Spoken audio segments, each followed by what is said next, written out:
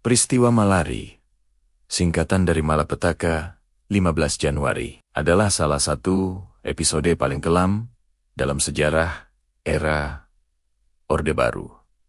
Peristiwa ini terjadi pada tanggal 15 Januari tahun 1974 dan meninggalkan luka mendalam bagi bangsa Indonesia. Tapi, apa sebenarnya yang terjadi saat itu? Mari kita telusuri kembali sejarahnya. Semuanya berawal dari rencana kedatangan Perdana Menteri Jepang, Tanaka Kakui, ke Indonesia. Kunjungan ini memicu gelombang protes dari para mahasiswa. Mereka merasa kebijakan investasi asing yang dijalankan pemerintah saat itu tidak berpihak pada rakyat dan justru hanya menguntungkan segelintir elit serta investor luar.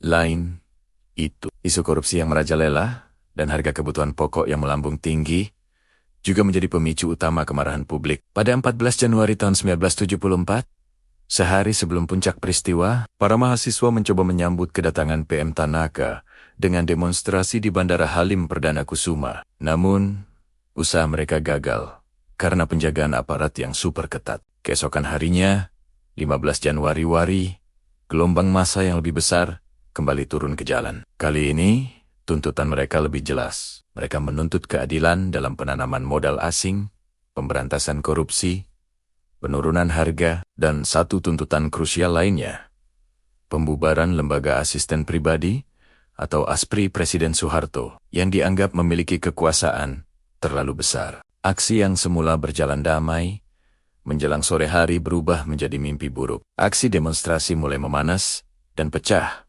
menjadi kerusuhan besar. Banyak yang menduga ada provokator yang sengaja menyulut api dalam sekam, mengubah arah demonstrasi menjadi anarkis. Massa yang marah mulai melakukan perusakan dan pembakaran. Sasarannya jelas, simbol-simbol ekonomi Jepang, terutama mobil-mobil merek Jepang yang bertebaran di jalanan Jakarta. Kerusuhan yang awalnya terpusat di Jalan Sudirman dengan cepat meluas hingga ke kawasan Senen.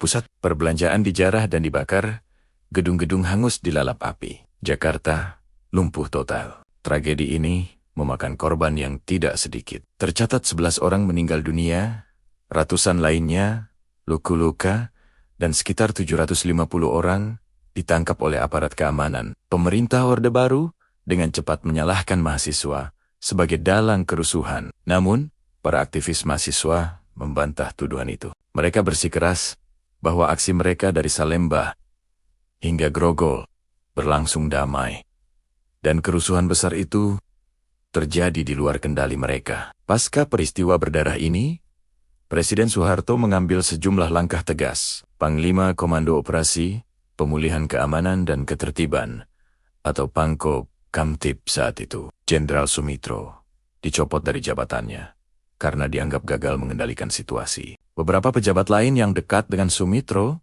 juga ikut tersingkir. Di sisi lain, Hariman Siregar, Ketua Dewan Mahasiswa Universitas Indonesia yang menjadi salah satu motor penggerak aksi, divonis bersalah dan dijatuhi hukuman penjara. Salah satu tuntutan mahasiswa, yaitu pembubaran ASPRI, akhirnya dipenuhi oleh Presiden Soeharto. Namun, beberapa mantan anggota ASPRI justru dipindahkan ke posisi strategis lainnya. Hingga hari ini, setelah puluhan tahun berlalu, siapa sebenarnya dalang utama di balik kerusuhan Malari masih menjadi misteri yang belum terpecahkan. Peristiwa Malari akan selalu dikenang sebagai potret perlawanan mahasiswa dan rakyat terhadap ketidakadilan, sekaligus menjadi pengingat betapa berbahayanya ketika aspirasi publik tidak didengar. Itulah kilas balik sejarah peristiwa Malari ke 1974.